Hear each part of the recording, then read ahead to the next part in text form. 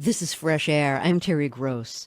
Joan Rivers has had her share of ups and downs and comebacks, and now at the age of 79, she's now, well, kind of iconic. A lot of people saw her in a new way after the release of the 2010 documentary, Joan Rivers, A Piece of Work, which showed how obsessive she is about comedy and described the constant obstacles she's had to overcome to stay on or even close to the top in the business.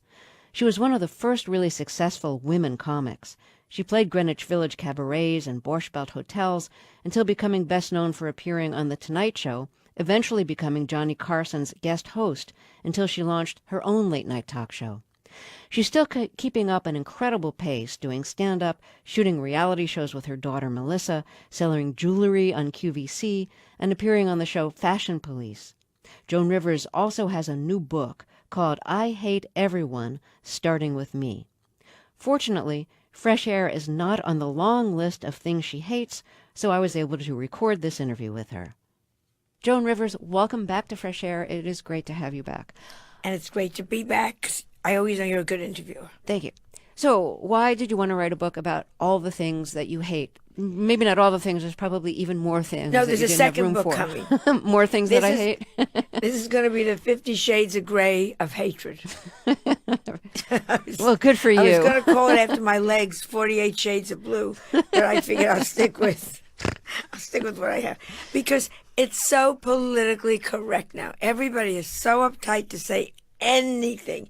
So I started making jokes about everything to my friends, and one of them said, just jot it down. There's a book in this. Now, aren't you supposed to mellow with age?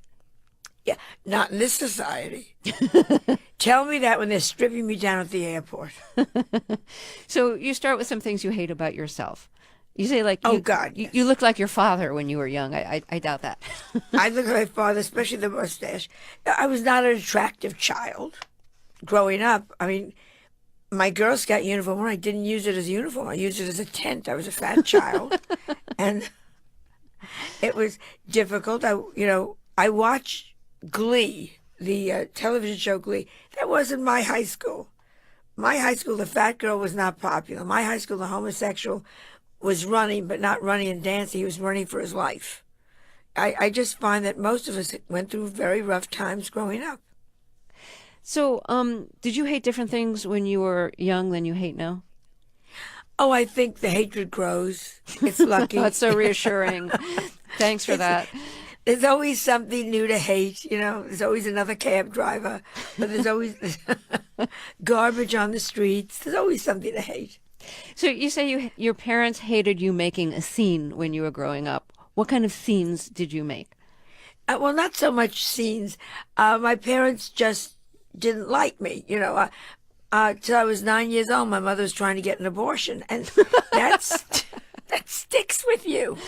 That hurts. When she's saying to the doctor, is there any way possible to get rid of this thing? You write that your mother used to holler at you, Joan, the neighbors can hear, stop it, don't make a scene. So I wondered, did you grow up in an apartment building? We grew up partly in an apartment building, and then the majority of my childhood was in Larchmont, and which is a suburb outside of New York. And that's, very suburban and very waspy and all that. And my mother looked back, she said, you were a very difficult child. And I was very frustrated. I knew what I wanted to do from the beginning. I wanted to be in show business and an actress. And the frustration of just waiting to grow up was extraordinary for me. Wow, really? I never thought about it that way. That you wanted to be an adult so badly so that you could start doing stand-up. I used to think, my term was, I want to play with the big boys. Which meant I want to get out of college. I don't want to stand here in a college production. I went to Barnard and draw a mustache on my roommate. I want to play opposite a man, Huh. Well, we'll get to some of that stuff again a little later. I just want to hear about a couple of other things that you hate. But I have to say, since you didn't grow up... where do you want to start? Since you didn't grow up in an apartment building, I think you really missed out on something. Because you talk about making a scene. I grew up in an apartment building. I heard so many fights from my neighbors, really, really like loud fights.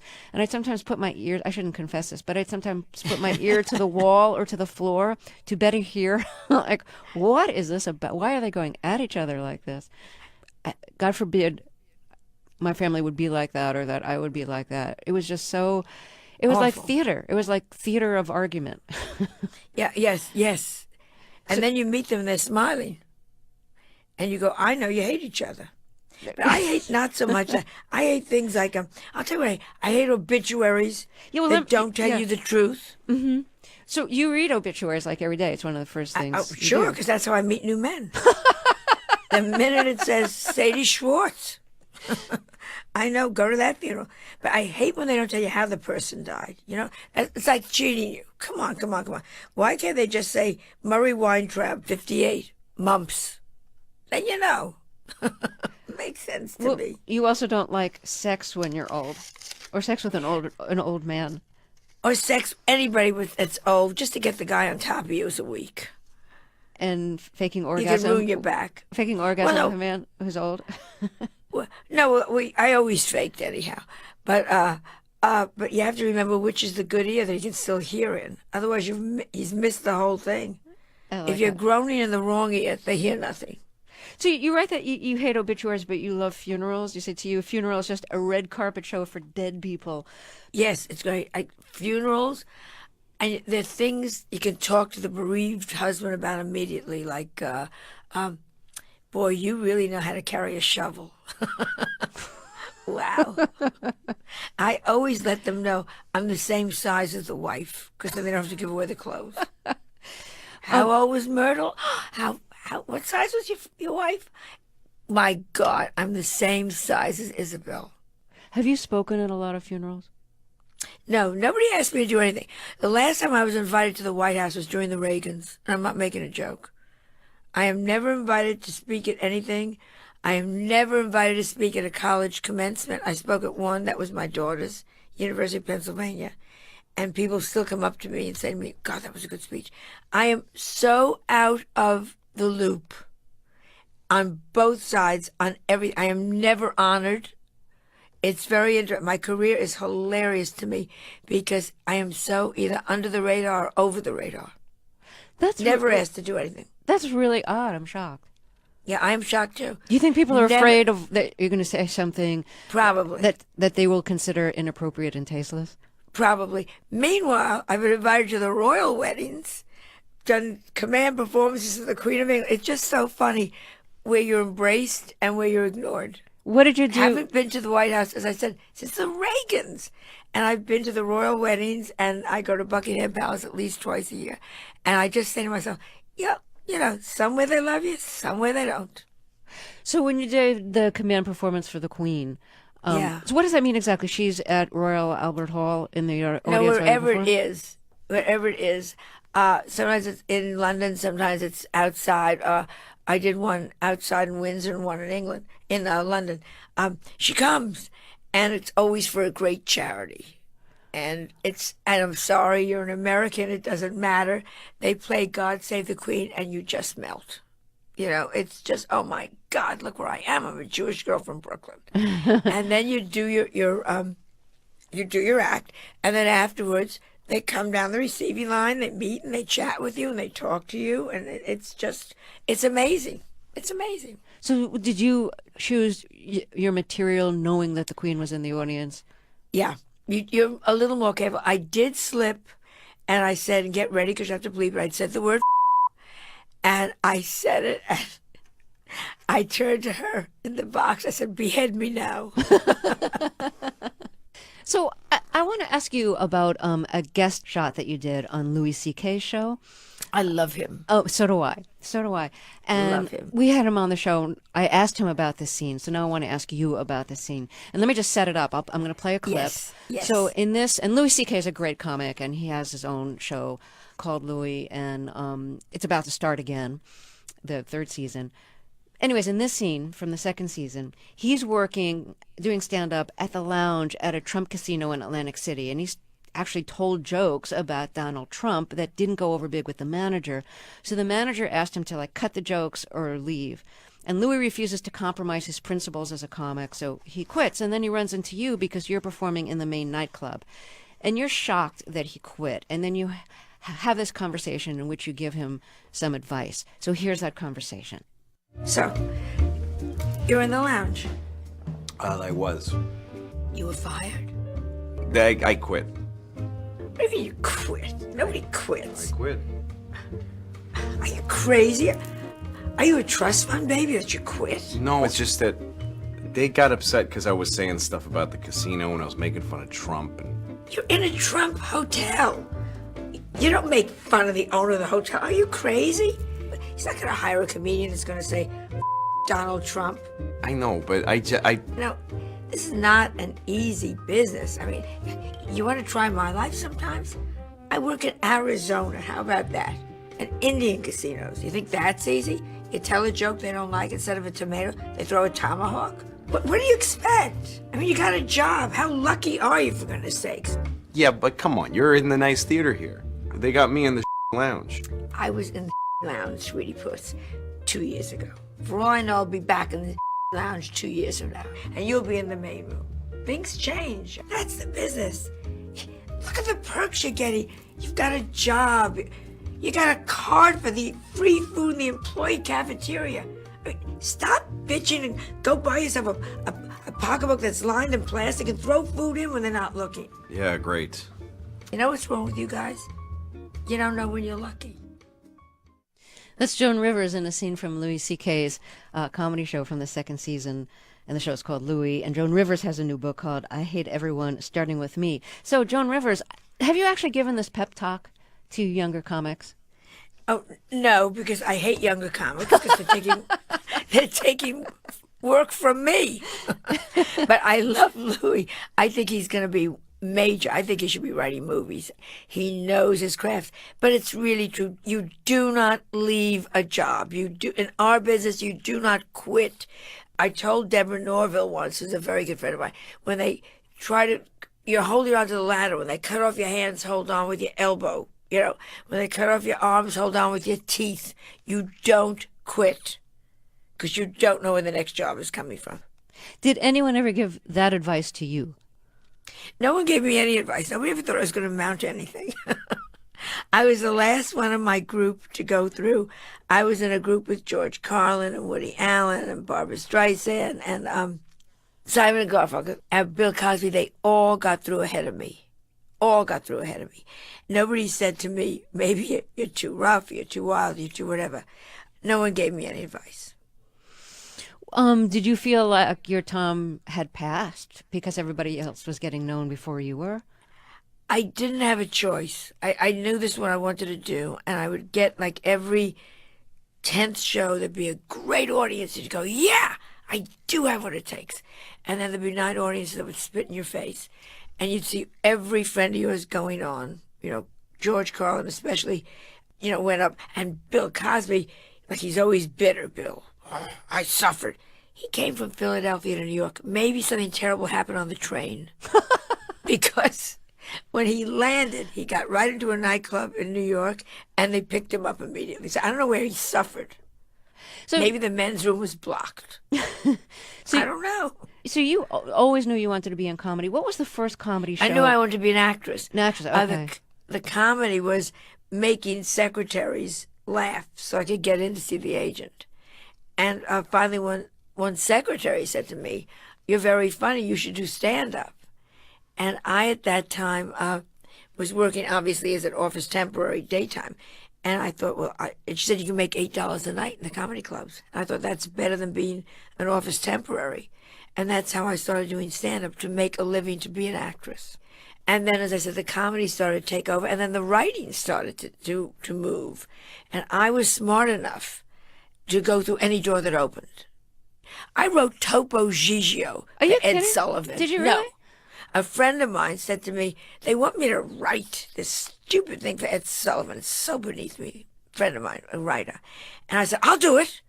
And my first real writing thing was for Topo Gigio, that little stupid mouse on Ed Sullivan. Oh, forgive me. I love you, but forgive me for saying this. I hated Topo Gigio. Yeah. Well, I got $500 a shot. Well, I love that. Glad yeah. you were rewarded. Glad it gave you a leg up in your career. But Topo Gigio was this like little puppet mouse, and Ed Sullivan, stupid puppet mouse. Yeah, and Ed Sullivan would talk to it and go, "Oh, Topo Gigio," and it was so like, bring on the Beatles, get rid of the mouse. Yeah. At the end, you'd always say, Give me a kiss, Eddie. And Eddie would give you a kiss. And America loved it. Oh, Give me a kiss, Eddie. were you frustrated that you had to write Topo Gigio, and that's where the money was for you? $500? I'll write for Hitler. $500 when you're starving and you've got a car payment due? See, here we go. That's what I'm saying. You go through any door that opens. And that's what I was telling Louis C.K. You go through the doors and you don't know which is going to be the one. Fashion Police is the big show that I do now. I didn't want to do Fashion Police. I thought, this is stupid. It's beneath me. Who wants to talk about fashion? It has taken off. We're #1 in England on E. We're the #1 show on the network. I mean, who knew? I try everything. I'm also known as a whore. You can. Isn't she wonderful? She tries everything. Oh, she's the biggest whore in the business. So what did Topo Gigio lead to? It led to my writing for Phyllis Diller and Bob Newhart, and so I was making a living writing one-liners. And then I began, as I said, then I went to Second City, and then I came back to New York, and I worked in all over the village where I met everybody. So one thing does lead somehow to another. It's great that you wrote for Phyllis Diller, because one of her things was like her husband Fang, and she'd always tell Brilliant. her husband jokes, and you told a lot of husband jokes. So I imagine a lot of her husband jokes were actually yours. But the difference was she made fun of her husband, and if anyone ever listened closely to mine, which they did not, because they'd always say to my husband, I'd go, "Oh, does she make an idiot of you?" I was always the idiot in the joke. You know what I'm saying? Mm-hmm. I was the one. I came out of the bathroom. I had no breasts. I came out of the bathroom on my wedding night, and he said, "Let me help you with the buttons." And I said, "I'm naked." So I was the idiot. But poor Edgar, till he died, people would say, "Boy, does she give it to you." You go, "Listen, I'm not giving it to him. I'm giving it to me." If you're just joining us, my guest is Joan Rivers, and she has a new book called I Hate Everyone Starting With Me. And it's a really funny book about all the things she hates, and there's plenty of them. Were your parents funny, and did they appreciate comedy? Could your mother or father tell a joke? My dad was a doctor. I think comedy truly is it's go look in your DNA, and they're going to find a comedy gene. My dad was a wonderful doctor. To this day, people will come up and say, "Your father was my mother's doctor, and she died laughing." My father was a funny man, as well as an incredible doctor. My sister is a lawyer, and I think still the youngest woman law school graduate at Columbia University. And I think she wins her cases because she makes them laugh, besides being very smart. We're all funny. The family is funny. So if your parents were funny, did they approve of you going into show business? Did they appreciate your sense of humor? No. A sense of humor, yes. No. And you remember, you have to look at the time it was. My sister wanted to be a lawyer, and we were smart kids, with Phi Beta Kappa, the whole stuff. If I had said I want to be a surgeon, my father would have said, "This is fabulous." If you want to be an engineer, this is fabulous. When I said I want to be an actress, the family went into shock. 'Cause in my father's generation, whenever a prostitute would come into the office, they would say, "I'm an actress." So I was saying I want to be a prostitute. Of course, he should have looked at me. I couldn't have made a living. But the fleet was out as far as I was concerned. But no, they were very upset. I had to literally leave home. I literally ran away from home. Very dramatic. Ran away from Larchmont and lived for a year before I came back. How old were you? About 24. You were still living at home when you were 24? It's a little old to run away. Yeah, well, those are different days. You stayed home till you got married. True, right. Mm-hmm. It was different times. So were you considered like a loose woman because you were living alone and trying to make it in the world of entertainment? Yeah, they just didn't know what I was. I was bringing, when I got friendly with them again, I went back to Larchmont a little bit. I was bringing home Woody Allen before he was Woody Allen. Richard Pryor before he was Richard Pryor. Lily Tomlin before she was Lily Tomlin. These are weird people walking up the driveway. This is not a nice boy from Yale. Did you ever shake Woody's hand? Put your hand in a cup of water, take it out, and shake your hand. Woody was very weird and brilliant, but they didn't see that far. Was he comfortable around your parents? Nobody was comfortable around my. I was from a very upper middle class suburban home, and I wasn't comfortable for a while. And then, of course, we all started doing well, and my parents, lucky for me, thank God, lived to see me successful. That's so important for a parent to know a child's going to be okay. Did coming from what did you describe as upper middle class suburban? Did coming from that background help or hurt you in any way as a comic? It doesn't matter if there was pain in the house or pain in your own mind. And as I said, going back to your first thing that we talked about, I was this lumpy, fat child that wanted to be an actress. I stole my picture off the piano when I was 8 years old and sent it to MGM. Did you Can really? Seriously? Yes. And my mother kept saying, "Where's the frame with Joan's picture in it?" Sent them with the frame.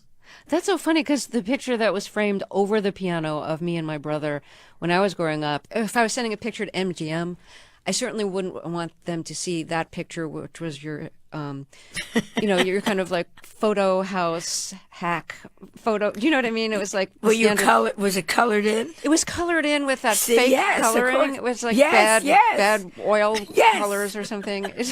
Yes. Exactly. The lips are a little too pink. Yes, exactly. The cheeks are a little too pink. Yeah. It was horrible. You can't believe you sent that. Did you get a response? Not a word. I'm not surprised.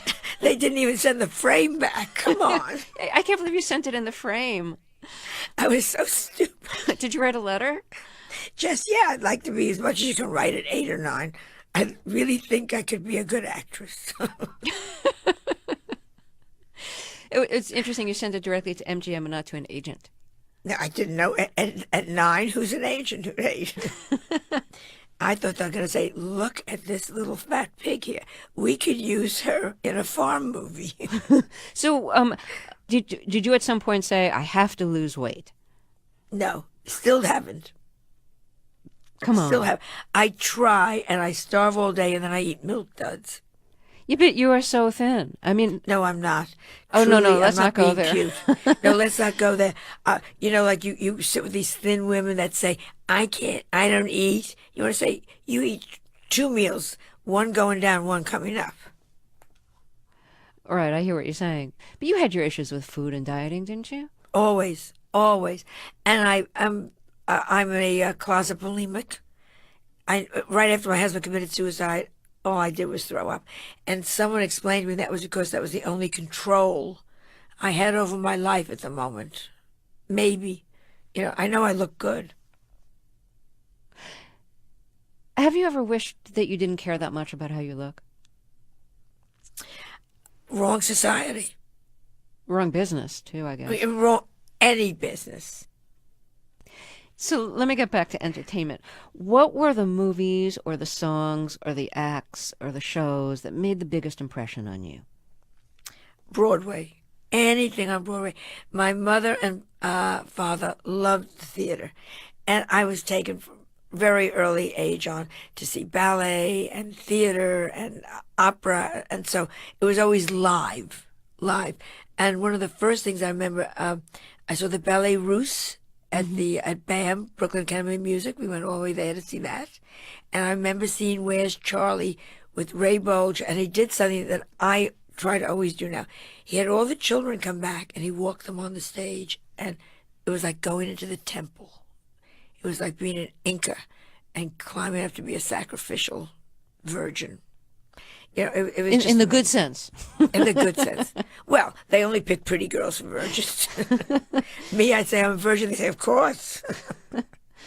And the gods don't want you. What about movies?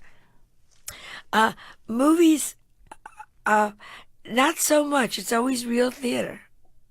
I love old movies, and I have a hairdresser, God bless him, Raymond, who is Puerto Rican, and when they lived in Puerto Rico, they still had outhouses. So he's gay, and he has seen nothing. So whenever he comes over, I say, "Sit down, you're going to watch Mrs. Miniver. Sit down." I get a chance to show him all the old movies, and it's so much fun.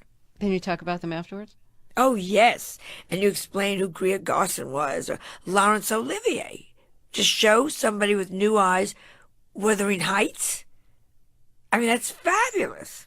And are you showing him this on Turner Classic Movies, or do you have the DVDs? I get the DVDs and we'll bleach my hair and watch great movies. Oh. And he sucks it up, and it's so much fun. So when you were getting started, what was the balance between feeling the sense of camaraderie with other young performers like Woody Allen, and who else did you mention? Dick Cavett, George Carlin, Lily Tomlin. I mean, we were all running around. Babsy, as I call it behind the back. Babsy, yes, Barbara Streisand. We were all down there at the same time in the Village. Bob Dylan. So you weren't directly competing with Bob Dylan because you, No. you were doing different things. No. But what was the balance between camaraderie and competition that you felt with this circle of people? Well, first of all, I was the only girl down there. So they didn't really feel they were competitive with me. But what they didn't get was I didn't think of myself as a girl. I just thought of myself as, I'm funnier than you. So it was very interesting. So where they perhaps were not as competitive with me, I was beyond competitive with them. But we all were friends. And we all had a great sense of not taking each other's material. And that was a wonderful moment because up to then, the generation before us, they stole each other's, and there's some people now, I'm not going to mention names, that come down and see young comics and just take the material. It must be hard in a way not to take other people's material, because sometimes, I know with myself, sometimes I'll think of something and I'm not really sure, did I come up with that or did I hear it somewhere? I think Yes. I came up with it, but it sounds a little familiar to me. Maybe I heard it somewhere, and sometimes you honestly don't know. Oh, you don't know? I very seldom go to comedy clubs because I don't want to have to walk up to somebody after a show and say, you're not going to believe this, but I'm doing a joke that is just about the same. They will never believe that. And on my reality show, Joan and Melissa, which is renewed for our third year. Congratulations. And thank you. Oh, you have no idea. Thank you. I'm so happy. I have a big fight with Lynn Koplitz, who was a friend of mine, very good stand-up comedian, who claimed she was doing a joke. And we did it in the reality show. And I said, Lynn, I've been doing this joke for 6 months. And she said, well, I've been doing it for a year. Well, the point is, I didn't know. So I'm very careful sometimes not to go and see young comics. You have a real confidence as a comic and performer and writer. Does that confidence carry over into your private life? No, and let me tell you, the confidence came in the last 7 months. I'm not making, when it came, I'm 79 years old, and about 4 years ago, I said, I don't give a damn anymore. I'm going to say what I want on stage. I'm going to just do what I want to do on stage. And I'm so happy to be on stage, and I love what I'm doing, and I think I'm doing the best ever. And I've never felt this way before. But it's like a question of I think it's because when they started to put me on the shelf, and again, there are all the young comedians who say, you broke in the door down, that I want to say, sweetheart, look out.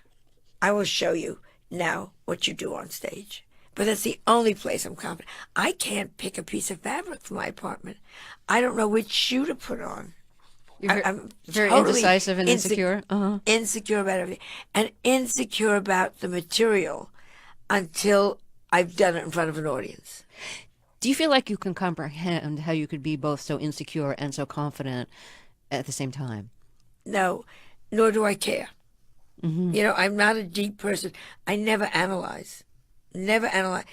I went to do the book, the oral book, the book on tape, whatever you call it, the CD. And I read it. And they kept saying, well, you're not laughing. I can say, well, I don't think it's funny. I don't know if it's funny. I now don't know until an audience tells me it's funny. Right. So among the things that you hate, do you hate reality shows? Because you've done your share of them. Your show with Melissa was just renewed. I hate reality shows that are not reality. I mean, I do not believe that all those housewives do. You sit down, you spit in each other's face, you slap each other, and then you go to a party together? And you want to go, come on. Those kind of reality shows I just think are so stupid. So stupid. Uh, our show, one of the conditions that we did, Joan and Melissa, was that we would have cameras following us around all the time so that we'd really, because enough happens in everybody's life that's interesting. And I don't want to stage it. All right, Melissa, you walk over to me and spit in my face. That'll be good. You know, uh, I don't have to worry because somewhere in the 24 hours she will do that. Do you ever regret that you've put your life and your daughter Melissa's life on camera, had fights on camera, expose things that other people would probably prefer to keep private in their lives? No, I think it's healthy. I think it's great for people to say it's okay. They do that too. We do that. That's the way my mother and I treat each other. I think it's very good. You know, my husband committed suicide. We did a movie about it, and the critics ripped us to shreds. This goes back 20 years ago when you could not talk about suicide. And you shouldn't talk about this, and this is dirty laundry, and this is wrong, and blah, blah. We got, I'd say, I never saw mailbags like that. We got from all over the country people saying, thank you. My brother killed himself. Nobody would listen. My husband killed himself. I had all this anger. Nobody would listen. So I think it's very healthy and good for in reality television to show them. It happens here too. So having cameras in your home showing like your fights and everything for your reality show, do you find that life is more exhilarating as theater, that you enjoy life more when it's in part a performance because there's cameras there? I enjoy life when things are happening. And I don't care if it's good things or bad things. That means you're alive. You know what I'm saying?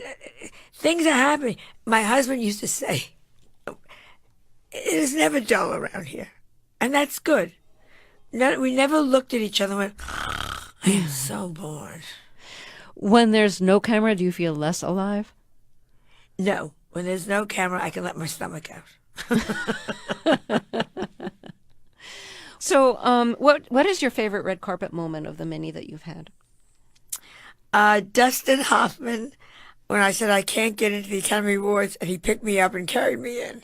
Did he really? On camera. It was hilarious. You know, they're not going to stop Dustin Hoffman. He's carrying this big fatso in. I love that moment.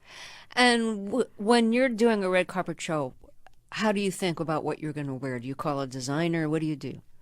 I don't even think. I have a wonderful stylist called Carrie Fettman, and he'll bring in like 3 dresses. And at this age, what hides the arm, what hides the thighs, what hides the stomach, what hides, you know. I only wish I were a Muslim and was in a burqa. It would solve everything. Let's end with something that you hate, which I think is an appropriate way to end this interview. You hate when people say, oh, I'm only 89 years young. Oh, I hate when people brag about being old. I'm 89 years old. You want to go, and you smell. Yeah. Or when people treat older people with disdain.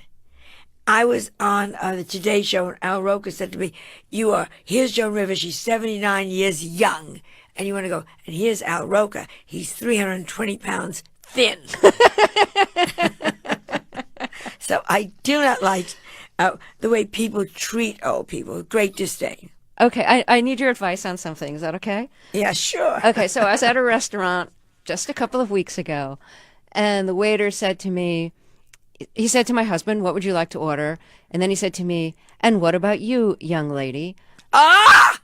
And I thought, like, I just like gritted my teeth, and I said, I'm not going to say anything. I'm going to be nice. I'm not going to say anything. I'm going to be nice. And suddenly I heard myself saying, I hope you understand the meaning of what you said.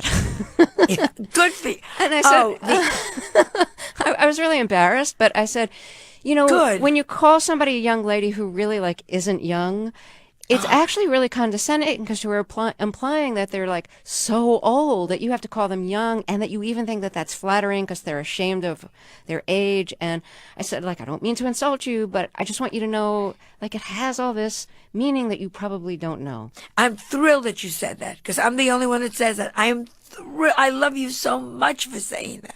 And then I was so embarrassed. And then I put my hand on his arm and I started saying, I'm so sorry. I apologize. I'm so sorry. I didn't mean to offend you. And then he told But me he's from a military family, and he didn't know, like, he's gotten kind of like pushed back for calling women ma'am. And he said to me, well, so, ma'am, I think is very chic. I love it. It's a do you little love kind ma'am? I don't like oh, ma'am very yes, much. ma'am. When it's a young boy, Uh-huh. Oh, okay. it's a little yes, sir, no, sir. That's okay. But young lady, or when they say, "How's my girlfriend," which means you are old and disgusted, I get so angry.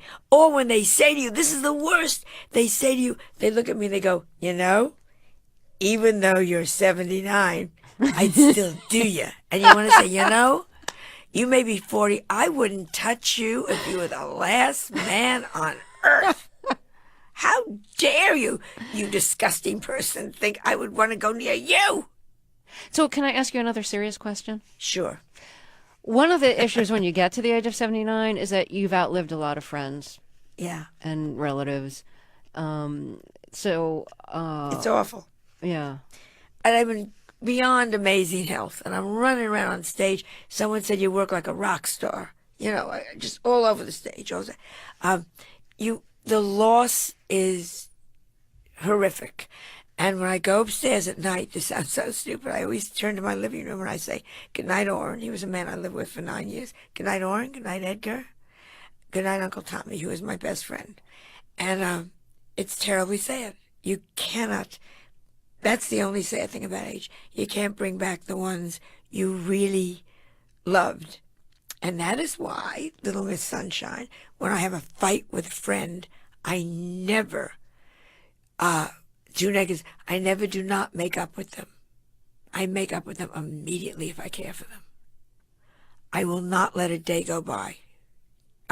Life is too short these days.